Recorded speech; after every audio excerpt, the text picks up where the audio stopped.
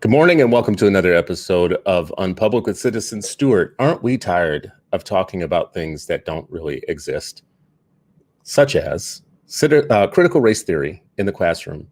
It's an issue that maybe a year ago, a little bit longer, you would have never heard about. And then suddenly it burst onto the scene as if it was everywhere. The teachers of America are actually going to some secret location and learning directly from Karl Marx himself. Well, he's dead, so they're using a Karl Marx hologram to teach America's teachers how to teach young people to hate their country, to make white people uncomfortable, and to just bring in a slew of wacky things into the classroom. Of course, that's not what actually is taking place. America has 14,000 school districts, something like 100,000 schools. And in those schools, there are wildly different things going on in terms of curriculum and the use of materials and teaching styles. Can't be reduced to one form of teaching. But it definitely is not the thing that is causing hysteria.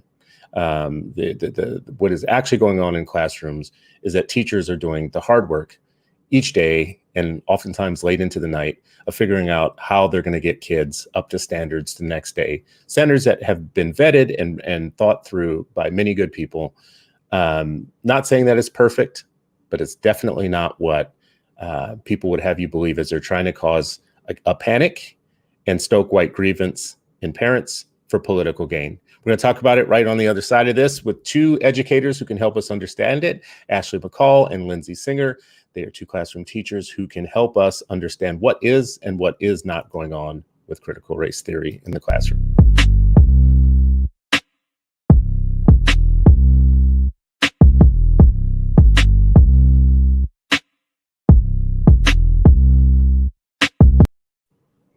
So here we are. Let's get into it. We have two educators with us, and this is what I need, because we need expert opinion when we have these weird, kind of wacky public disputes about what's going on in classrooms. As a former school board member who has toured hundreds, maybe thousands of schools, I often am just annoyed with, maybe might be the right word to use, but also amused by things that people say are going on in schools that actually are not going on in schools when you're there. So can I bring you guys in and just ask you to, at the outset, and anyone can jump in, either you can jump in, tell me what it's like to be a teacher right now, watching something that is so divorced from your reality actually gain a lot of steam and traction in the public while you're trying to do your daily job.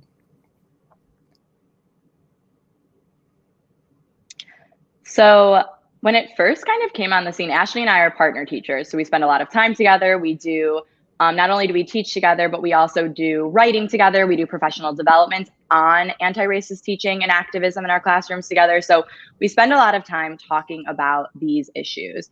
And first I was just confused. I was like, where is this happening? What is happening? And then once we realized what was really going on, that this was just a buzzword that people were using for political gain, it started to get really frustrating. One, because we were in a pandemic.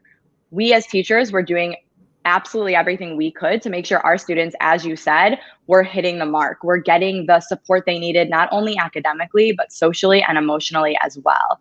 And so it felt like there are so many things right now in public education that need our support, that need our time, that need our energy. Why are we focusing on something that isn't really happening? I just read a statistic that 27% of teachers left the classroom after this year.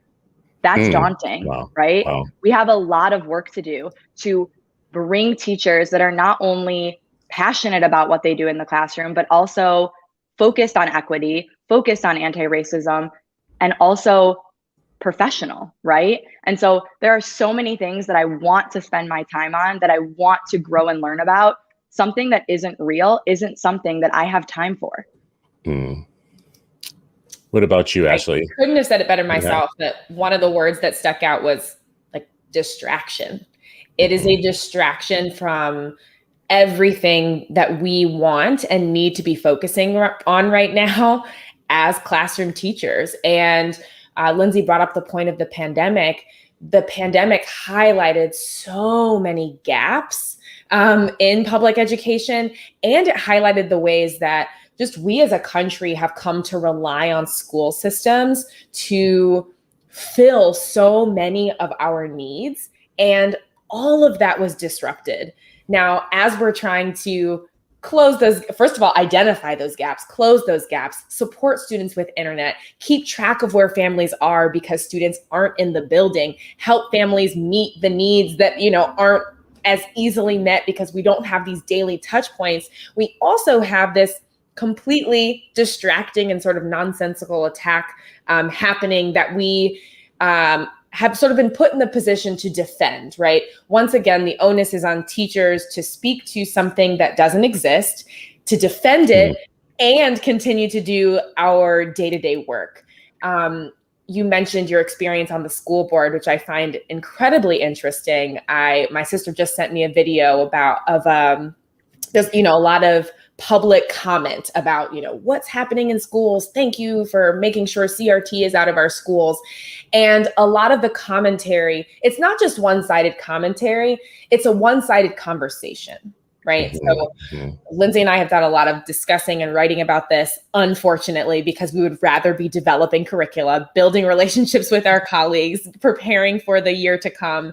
But instead, we're having to use time to respond to these attacks rather than have a conversation. I would much rather someone ask and then be open to hearing what's happening in our classrooms. But what is so unfortunately effective about this coordinated attack is that they're using critical race theory, and I put it in quotes not to say that it's of course not a legitimate legal theory, but the way that it's being used is in no way related to the actual legal theory, right?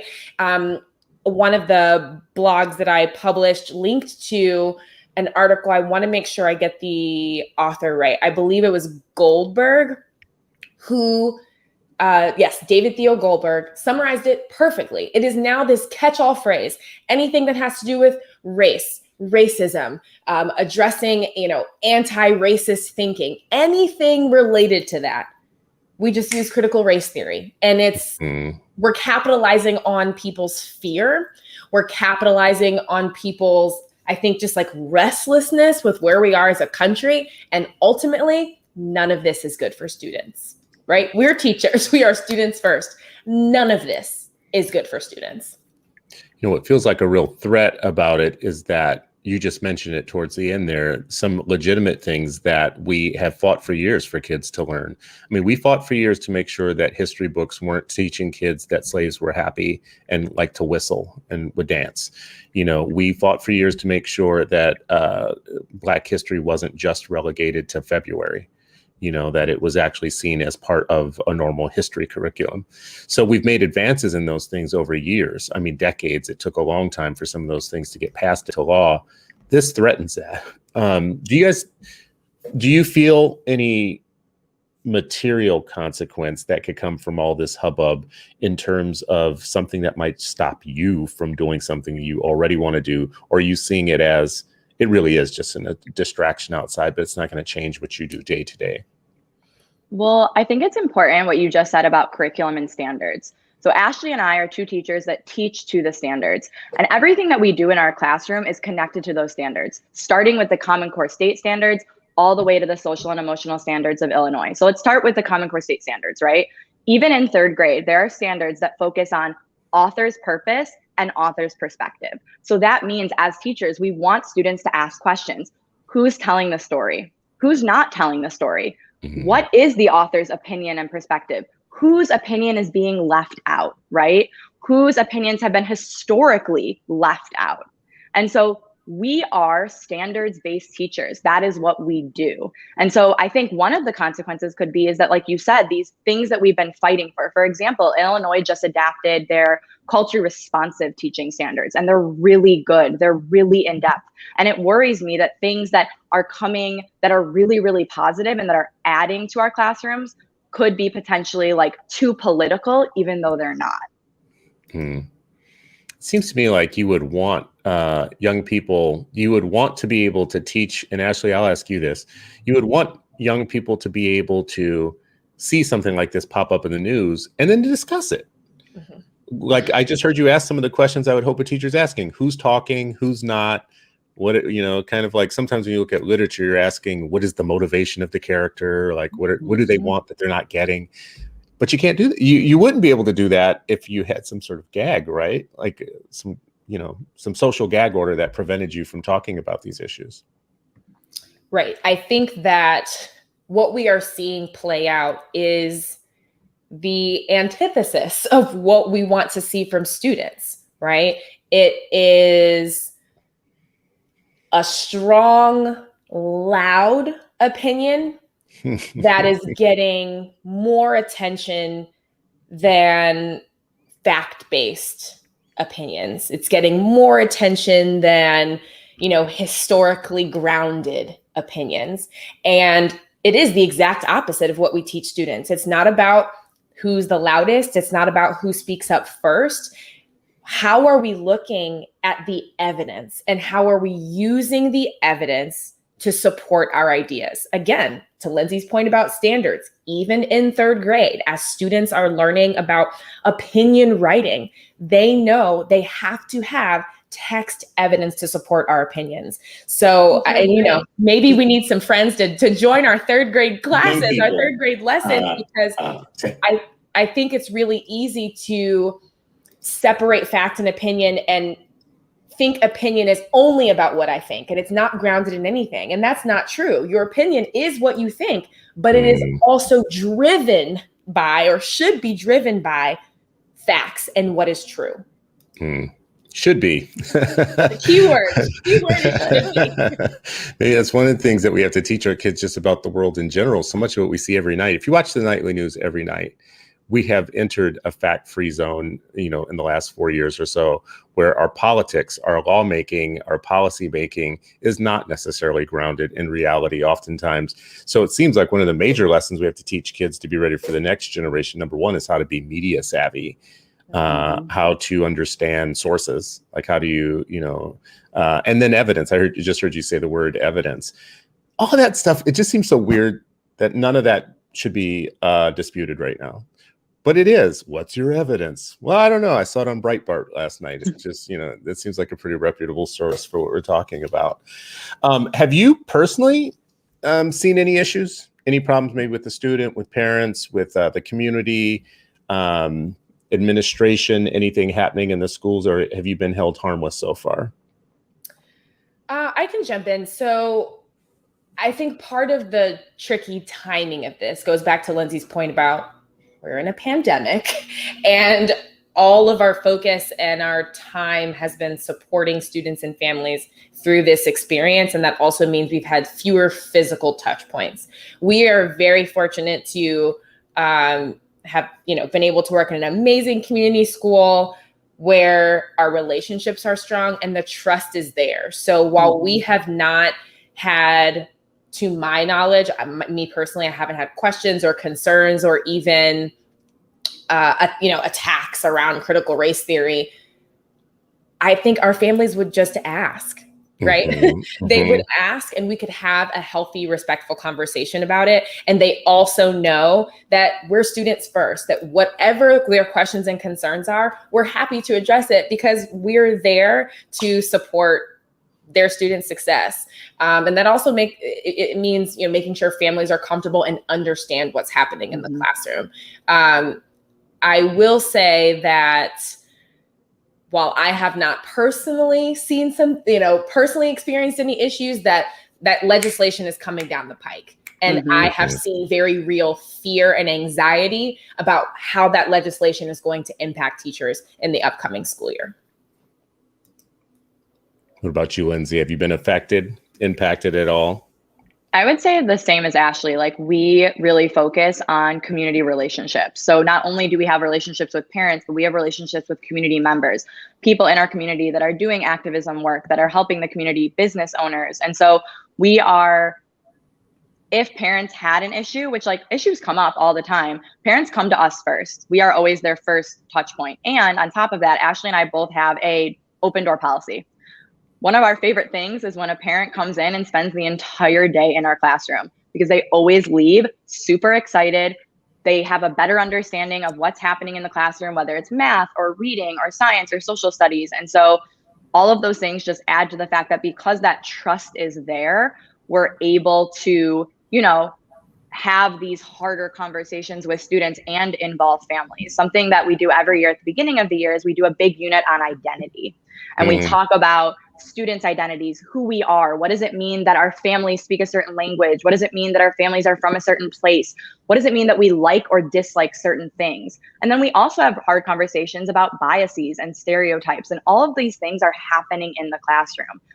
Again, parents are involved in these conversations. Parents are there at the big identity celebration that we have at the end of this unit.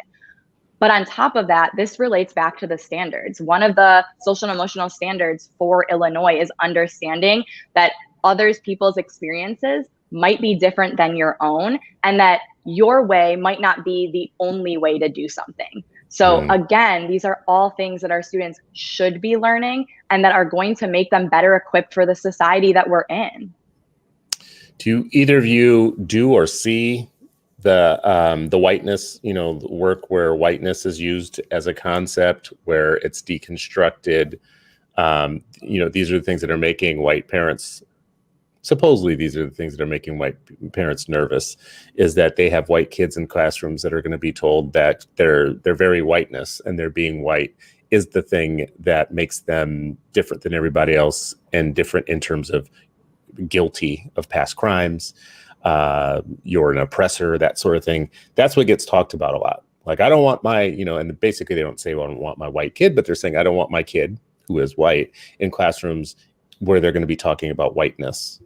How does that show up in your work? Does it show up in your work?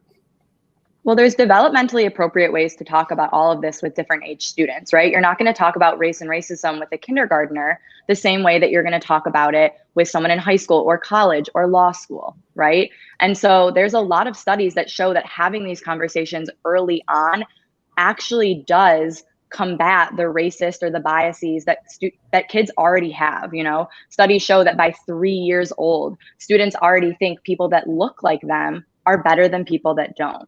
And so these conversations matter and they make a difference. I'm white and Ashley and I have had conversations where, we're very honest about who we are and our own identities. Now, we don't do a lot of sharing our opinions because that's not our job. Our job is to make students feel safe and facilitate learning. But it would be really strange to have a conversation about stereotypes or biases without naming the fact that I am a white woman.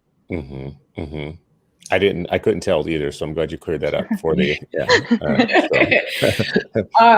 Chris, there's really a lot to unpack in that question. Even as you were saying, it was like, okay, there's whiteness, there's white guilt, there's how do we address these things authentically? And so Lindsay spoke to developmental appropriateness, and I think that is something I definitely wish all families, anyone that's concerned would understand. In the same way that math and reading instruction looks different for kindergartners versus ninth graders, so do these conversations about civics and about social emotional development. And we are really intentional about addressing these things in authentic ways. So, it's not Tuesday morning and we roll up and say, today is the lesson about racism, and instead it is a student comes into class and says, hey, did you guys see that thing on TV last night? And they're chatting, and they have questions. And so we create, we are able to fall back on a safe space for conversation that we've already created, right? Because if that's not in place, then we can't have developmentally appropriate conversations. We can't have safe conversations about the questions our students have, because students should not be afraid to ask anything, whether it's race related or not. And so if you've built that culture, then students are okay saying, hey, I heard about this thing XYZ, like, what do you think? We can sit down in a circle, we can ask some targeted questions and give every student space to share, to opt out if they don't want to listen. And that's a part of what we do. So one very specific strategy or tool that we use is talking circles. So it's a practice taken from restorative justice practices. You'll see it a lot in communities and in schools that are trying to implement restorative practices. And it's something that happens regularly. So again, it's not a race conversation. It's a conversation. Mm-hmm. We sit down, we have a check-in. Students are able to check in how they're doing mentally, physically, spiritually, whatever's on their mind. And then we give them targeted questions and then they can respond. That's an authentic way to respond to something that a student is bringing. And going back to standards and also how we're evaluating teachers, the Danielson framework, that is student-driven learning.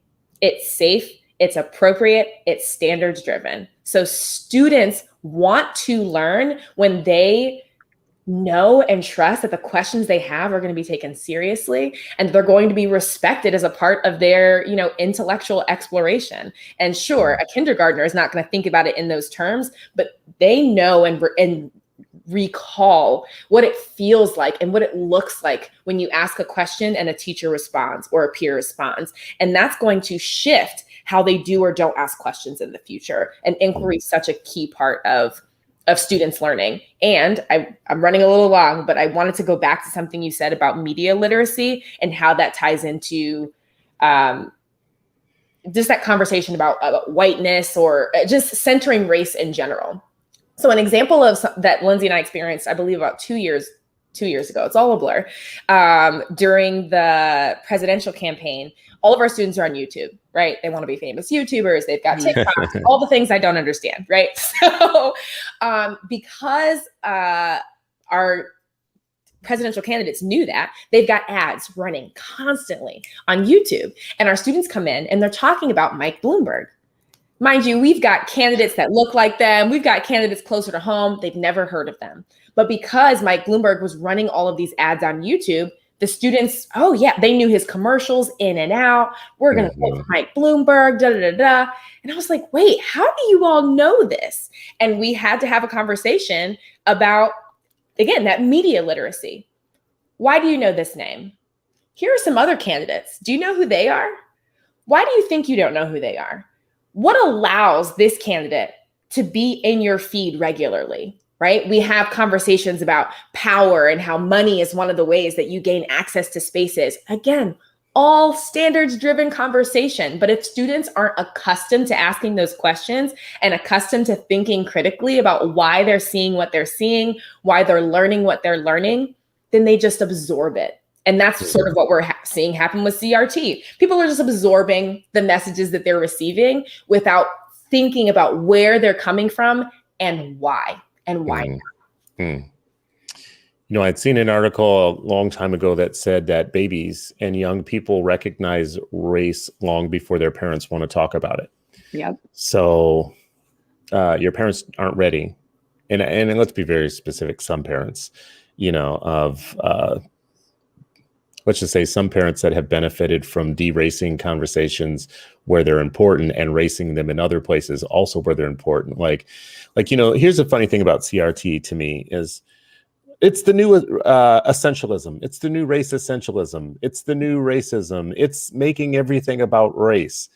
If Black people really want to talk about something that's important, they would talk about the fact that they're only 13% of the population and commit 50% of the crimes. Now, see what you just did there? See what you just did there? See what you just did there? On the one hand, we don't want to reduce people to their race. And their immutable characteristics when it's whiteness. When it's Blackness, they want to give you statistics about fatherlessness and crime and just, you know what I mean? So they want to practice racism when it's necessary to harm others, and they want to deny racism when it's when they're being called out on it.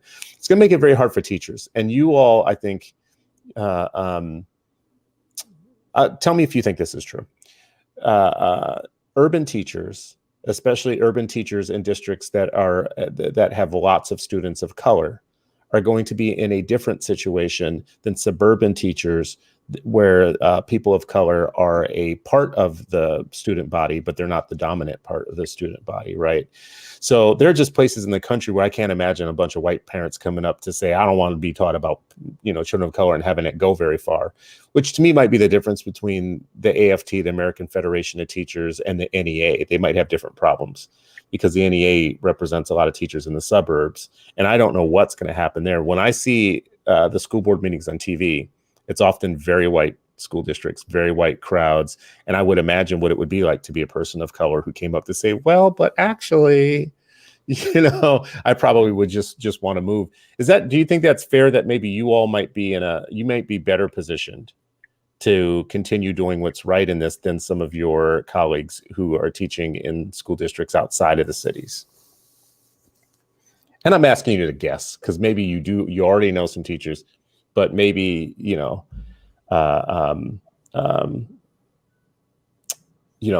I'm overmaking this problem because it might visit you all too. It might visit urban districts too right now. I just don't think it's going to be as effective.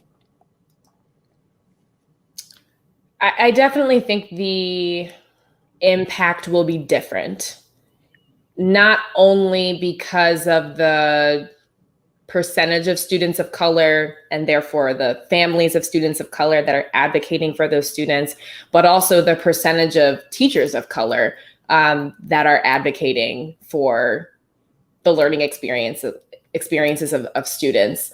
I do have colleagues that are connected to suburban districts where the conversation is a lot different, because I would say those who are, and I'm trying to figure out, what is the opposite of CRT? People are saying sort of in defense of CRT. And the trouble with that is, on the one hand, yes, I do believe that critical race theory is important and valuable, and that we need to be thinking critically about how race has impacted our institutions over here. On the other hand, that has absolutely nothing to do with what's happening in our schools. Mm-hmm. And so I recently wrote something that I'm towing that line of, I'm not trying to abandon critical race theorists. I want to be clear that I personally am in support of that work, but that work is not what I am doing as a public school teacher. Mm-hmm. And I think that the percentage of folks who understand that and are trying to communicate that is significantly smaller in some of these suburban districts. And so going back to, who's speaking up first, who's speaking louder, I think that they're being drowned out right now. And that is also why I think it's so important for everyone to, when asked, right, be comfortable speaking up, because it's going to affect all of us. I believe, I think regardless of where we are, that we're in this together. And I want to be clear that even though the impact might look different, like, I'm standing with everyone who is unfortunately in this unnecessary fight. Unnecessary fight. I love that. Like, this just was not necessary, people. Nope, didn't have to happen. We could have done so many things at this time right now, and this is what we're focusing on. Absolutely the wrong thing. Do you think all your colleagues in your district where you are and in your school or whatnot are of one mind about this? Or are they in different parts with their learning? Are they at different places with their learning journey on it? Everyone's in a different place with their journey. I think that even Ashley and I are in a different place in our journey to be, who we want to be in terms of anti-racist work. So I think that it's important that we meet people where they're at, that we continue doing the work and the growth. We have an anti-racist committee at our school. And I think that it's important that we come not judgmental, right? The idea is that if people want to grow and learn, we should, the same way that we should have our students ask good questions and be inquiry minded, we want that for teachers and adults too. And I think this goes back to teacher training, right? We see that teachers are leaving the classroom in bigger numbers, that we're going to have a teacher shortage. So what can we do in our teacher training programs that focuses on not only preparing teachers for the academic needs of students, but also the social and emotional needs of students, and also the political landscape that we live in, where, like Ashley was saying before, where we're asked to defend things that we are doing in our classroom. So I think that this all goes back to education, right? Education of our students, education of ourselves, and continuing education as teachers. Mm-hmm.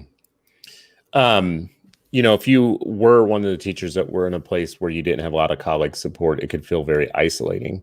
I really wonder about what are administrations doing? What are principals doing? What are people that are a level up kind of in the system doing to make it safe for educators to be able to talk about these things, stay on track, not get distracted? Do you think enough is being done at higher levels to make it safe for educators?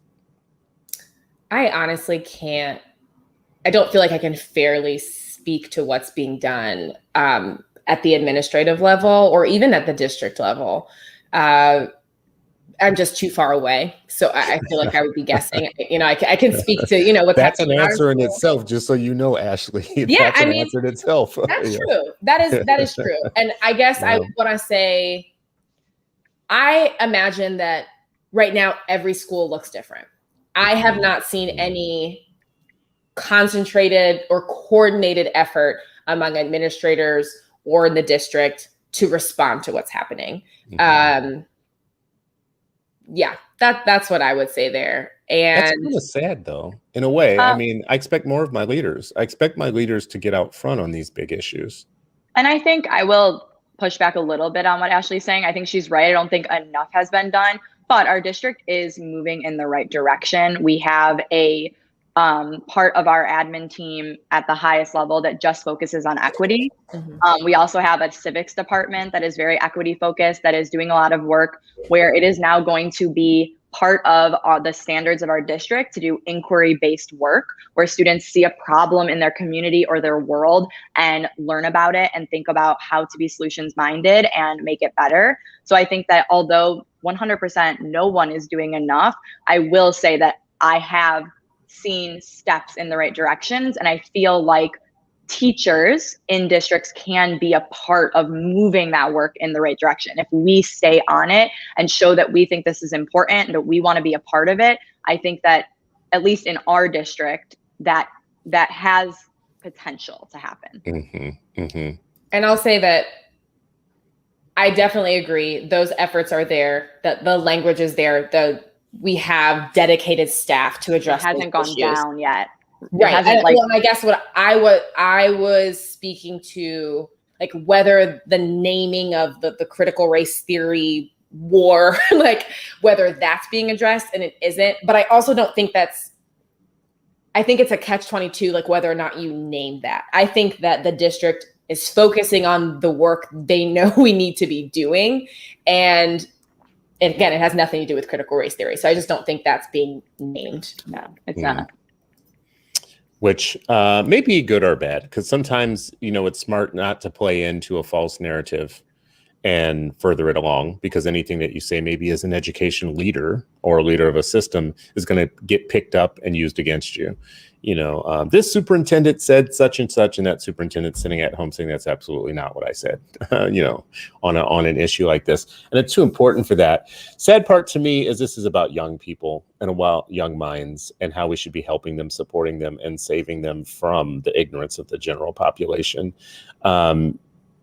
Do they see this? Does it matter? Are they kind of in a bubble, a safe, protective bubble, where this really is about older people arguing about something that doesn't reflect them? Or have you heard any students or worked with any students where it is something where it's taking root even at their level?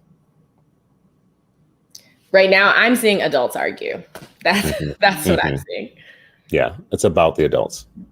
Maybe not with this issue, but I think Ashley and I, part of the reason that we focus heavily in our classroom on advocacy and activism is because our students have seen other things, right? So what's happening in our country right now in terms of race relations, in terms of police brutality, our students are seeing it on the news, they're seeing it in their neighborhoods, they're hearing about it. And so it wouldn't be fair to them to say that, all of those things are adult issues, because it's affecting them. So maybe not yet.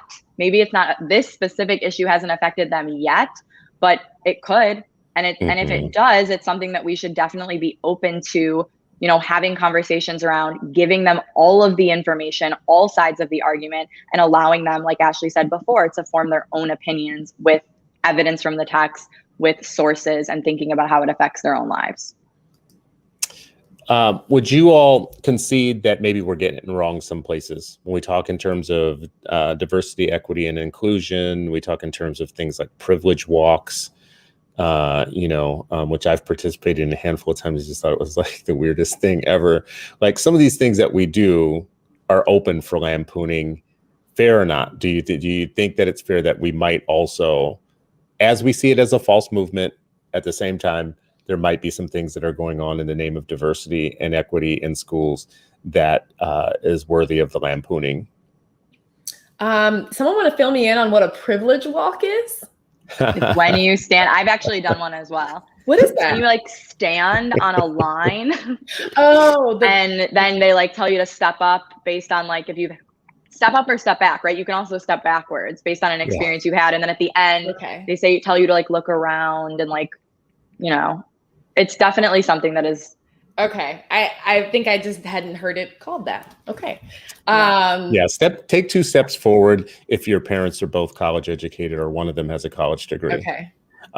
Take a step forward if you never had to worry about a meal, like where a meal was coming from, and it's questions like that, series of questions. And at the end, you're supposed to go, oh my God, we're in all different places and some of us look alike and we're in different places, which is something that is being lampooned. Well, you're also asking students and adults to share information that if it's not a safe space, they might not be comfortable sharing. That's part of the issue I had with it. Was like, we did it like on the first day of a training. And I was like, this is not a safe space. Why should anyone in this room share with me if they missed a meal growing up, or if they had a, parent that was incarcerated at one point in their life? Like, that's not an appropriate or safe space to be discussing those things. So I think there's lots of issues that come up with that. But for me, creating that safe space and people feeling like they should or they wanted to share that information is something that I think we do wrong with that specific activity a lot of the times. Mm-hmm, mm-hmm. And I think that goes back to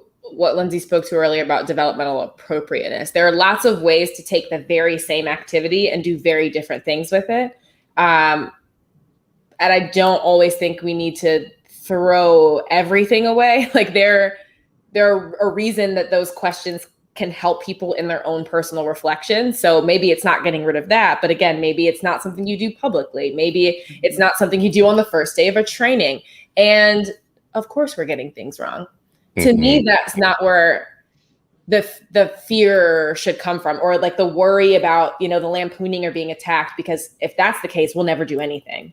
And that's where I get very worried is, well, we don't have XYZ training, or we're not experts at this. Go find the experts.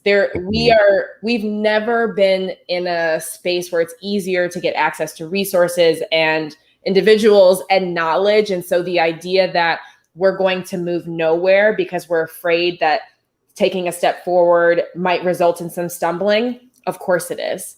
But we have to keep moving. Like that sense of urgency, in my opinion, can't be halted by, anxiety about not getting it perfectly. Now, I am not suggesting that we run 100 miles an hour with no evidence, no research, no experts, and no buy-in. Like that would be nonsensical. But we absolutely have to, I think, just be aware of that tension and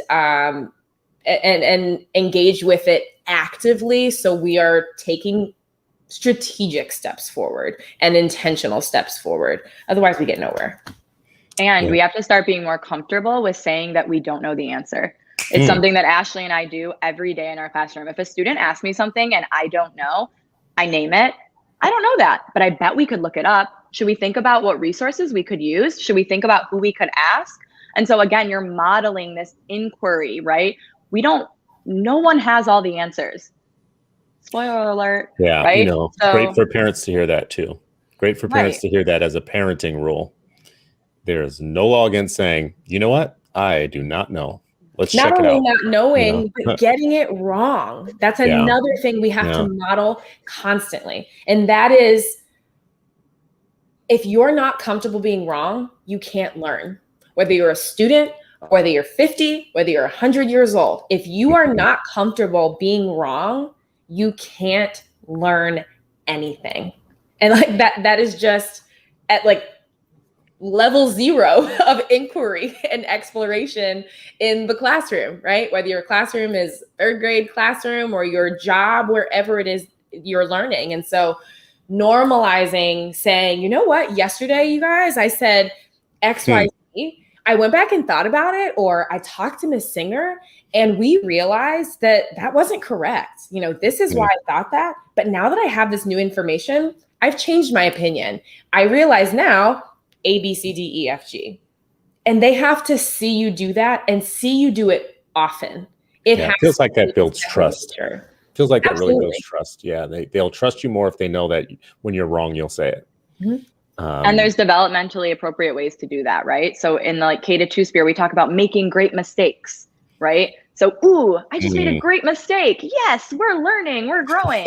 And then as you get older, it turns into changing your perspective and changing your ideas, right? So no one's like, the way we talk to students is still developmentally appropriate, but we're getting them ready for these things. God, I love it. The good citizens of UnPublic who are in the comments right now, friends and fam and good citizens of UnPublic, they've heard me talk in the past about, like, you know, when I was on the school board, I actually just was a voracious reader. I went and read all the school board notes going back to the 20s in my district. And we had a vault, we had a room that had all this stuff in it. Well, I found a secret room that we had too. And it wasn't that it was a secret, it was just that our district was so big and so unorganized that we had places where there was old stuff, just like we had one attic loft that had stuff from different decades, just randomly put there. And it was interesting because they had various attempts at this diversity stuff over many years. So there were some really problematic pieces on trying to get kids to understand Native Americans, for instance. And it was like done with the best of intentions, but it was so, looking at it, it was so grossly bad. It was just terrible. And then, you know, you get through eras like the Ruby Payne stuff, which people have heard me bring up before. Ruby Payne made a lot of money teaching districts how to talk to kids who are in poverty. And there were these action guides of how to talk to them. And the books were very prescriptive. The Ruby Payne training materials were very much like poor people value humor. Middle class value information. Rich people value unique things or whatever. It was like that. So it gave a teacher a guide of how to talk to poor kids, right? And poor kids of color. And there was, you know, stories in there about Ofra, the single mom who doesn't really care about the same stuff that the middle class white mom cares about, right? So here's how to talk to them, right? Horrifying. I think Ruby Payne made something close. It's hundreds of millions. I don't know how much it exactly is, but it was an industry. So it's probably a little bit before your time as teachers, but it went across districts across the country. I sat in 3 of her trainings, and in every one of them, people of color walked out, right? And these were trainings that social workers and educators were being put through. So this is where some of my, like, you know, this last line of questioning with you came from, which is, you know, knowing that we still, even though we feel very good about trying to do the right thing with some of these materials and our process or whatnot, 10 years from now or 20 years from now, there's really the possibility that someone will say that you guys still hadn't evolved, not you two, but just all of us hadn't evolved to where we thought we were. Are you satisfied that we're putting our best leg forward with professional development around these issues, that the professional development provided to educators is worth their time and helps them be more effective? Professional development specifically around race, culture, ethnic studies type stuff, best practices around how to teach, or even some of the stuff you guys said today, where are teachers learning, what's age appropriate, and, you know, strategies like to help kids learn these things. Do you want to go first? You want me to? I mean, I think yes and no, right? So I think some of the professional development that I've seen, that I've been a part of, I've been disappointed in. And I feel like that it's not hitting the mark, right? But that leaves space for growth and for new ideas. So Ashley and I actually have done a few professional developments where we have facilitated learning around social justice-based books. So how do you take books that are culture responsive and have conversations about identity, about agency, about racism, about race with different grade levels and different students? So we're talking about, like you said, that developmentally appropriateness, and we're also being action oriented. So I think one of the biggest issues I have with some of these professional developments is we do a lot of talking, but not a lot of walking, right? So we talk about the issue a lot, but then we don't have any tools that are like, here, now you can go and you can think about how this makes sense for your students. You can collaborate with other teachers at your school to make this happen. And so I think what Ashley and I are really trying to doing is making it more action oriented, right? So we're giving you the resources, we're talking about the standards, it's all standards driven.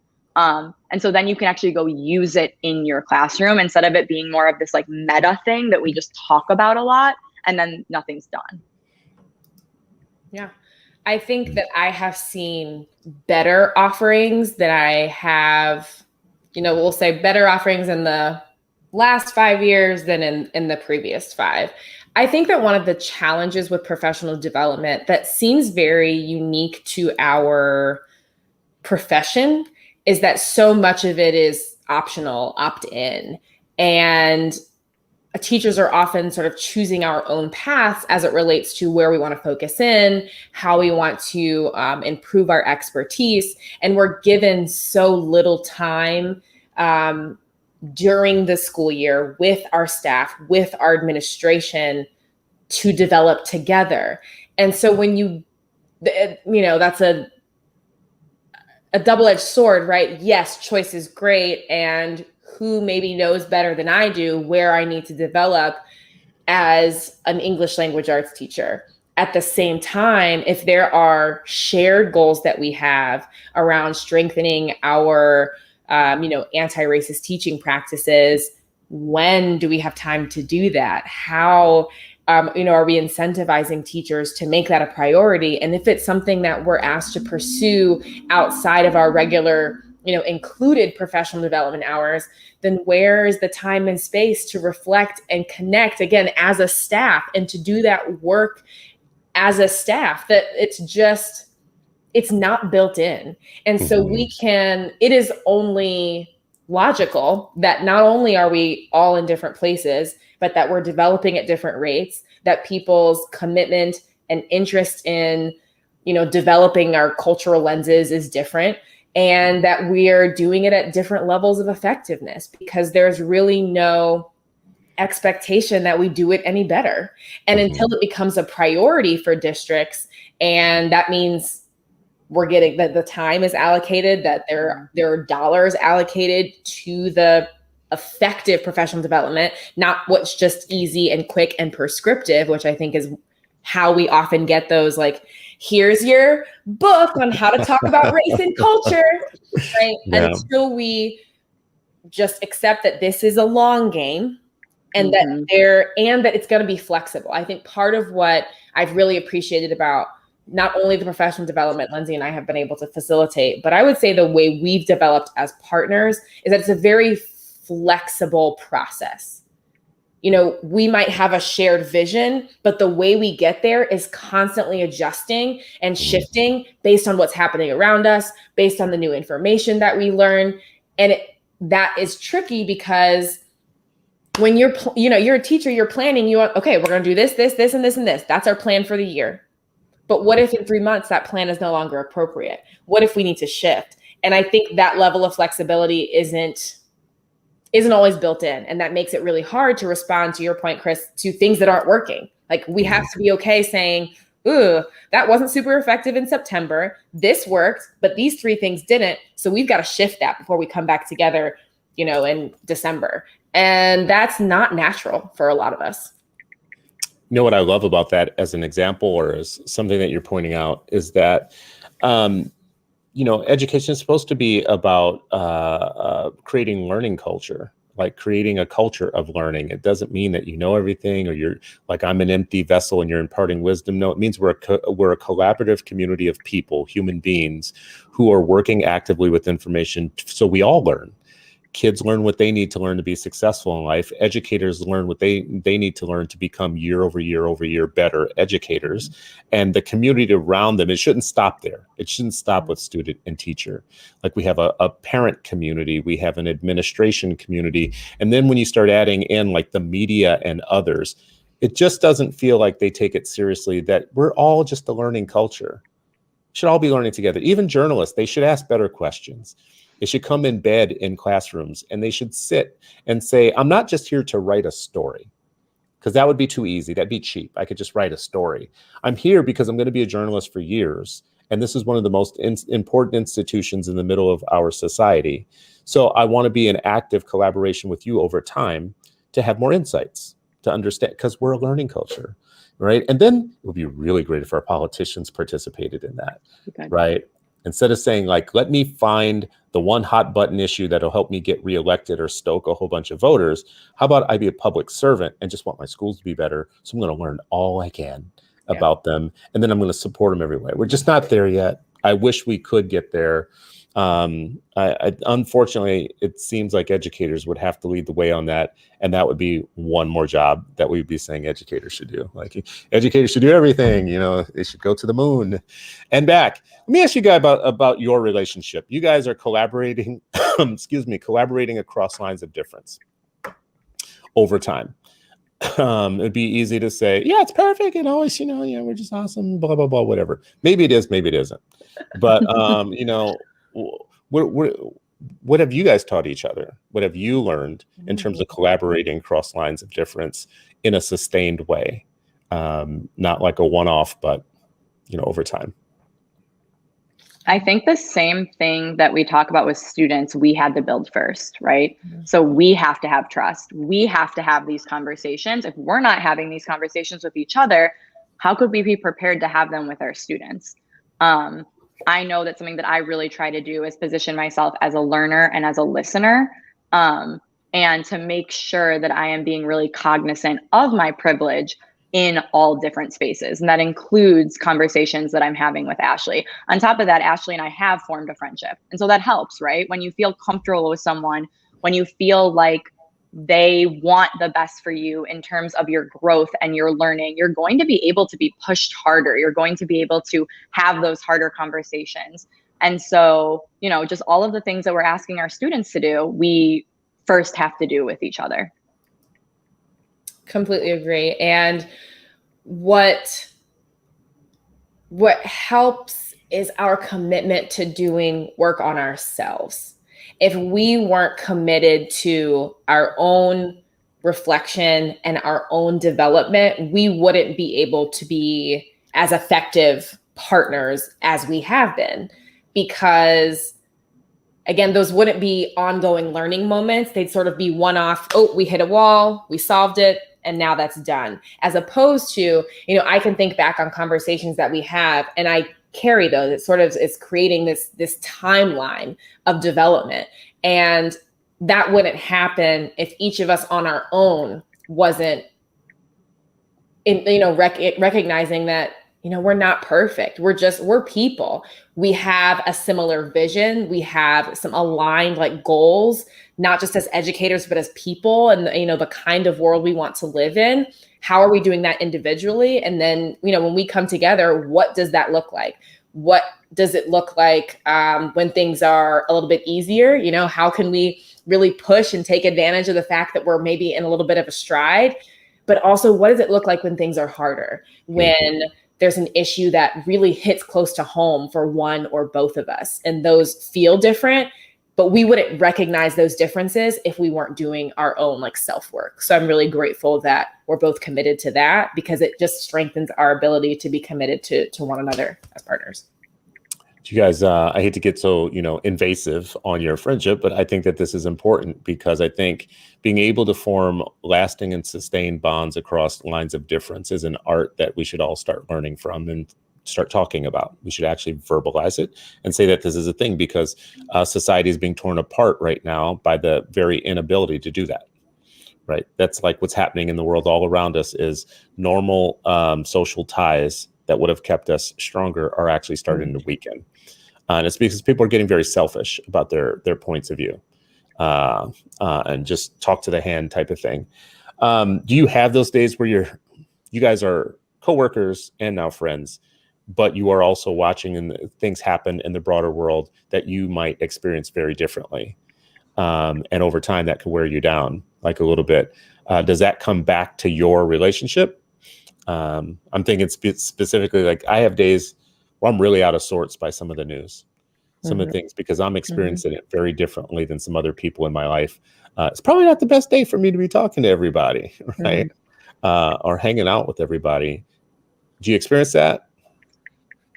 I can jump in first. I mean, yes, because I'm a person, and right. And there's just days. Some days I was like, I don't want to be bothered. Like I cannot. Just for the audience, I want to say, we learned two things today. Lindsay is white, and Ashley is a person. We are learning all kinds of things. Really good. Yes, no, I am a Black woman, but as a person, as a Black woman, some days I cannot be bothered. Like you said, please don't talk to me. But again, this goes back to one, knowing myself, because I am much better at advocating for what I need. If I need space, you got to give me space.